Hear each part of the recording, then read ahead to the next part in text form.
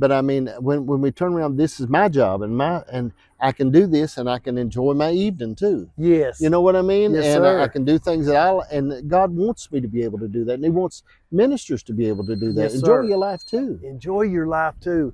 I heard an old minister one time say, he said, "Don't take yourself so serious." Yeah. He was around a group of young preachers, and they, you know how we put on that Pentecostal voice. They had their Pentecostal voice on, and they were trying to impress each other with their pontifications.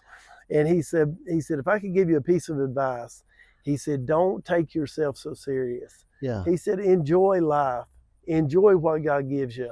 And I've seen so many people that, man, they might have been preaching, they might have been tearing the world up, Richard legs on fire, preaching the paint off the walls, but they wasn't enjoying nothing. Right. They wasn't enjoying it. The only enjoyment they had was that 30 minutes to an hour that they were preaching. Right. And then it was right back to just the same hassle, the same grind.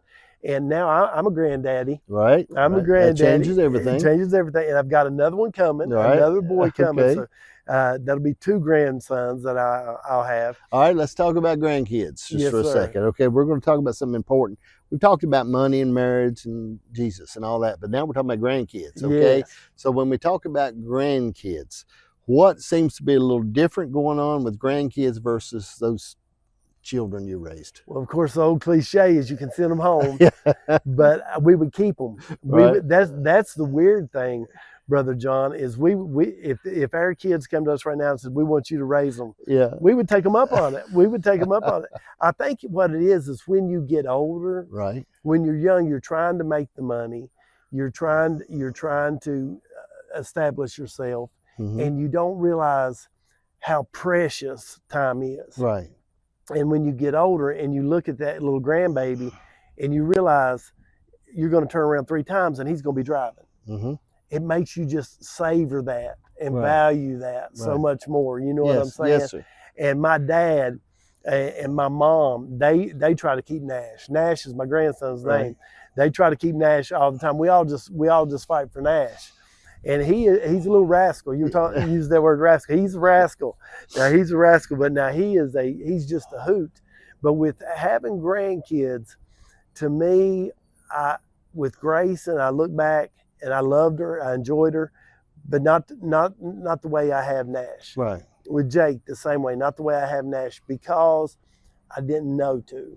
Right. I didn't know how fast it would go by. Okay. I'll never forget the last time I was walking. It was parents' night. It was Jake's last home game. Jake was a great middle linebacker, and that was one of the greatest seasons of our life. And I was walking with him, that last walk I would ever do with him. Yeah. And I was trying not to get emotional because Jake ain't about that. You know what I mean? Right. But I realized, I said, where did it go? Because I remember taking him when he couldn't even talk, when he had the little speech impediment as a little boy, taking him to practice. And now here he was a senior.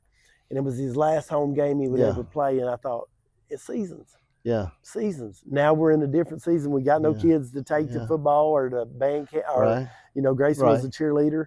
And we're at a different season in our life. Yeah. And I think, when we talk about seasons in life, and I'm 65, okay, so I'm at a little different season in my life, and I like my grandkids, right? But I really wouldn't want to raise them, right? Okay, and you're young, you're Carlene young, and I can see all that. Mine come to the door and knock, and I say, go home, go over to your house, be gone, and they'll put their mouth. My little grandson, he'll put his mouth on the door, and he'll blow right on the glass, and have to clean it off. And he comes and say, go home. It's time for you to go home.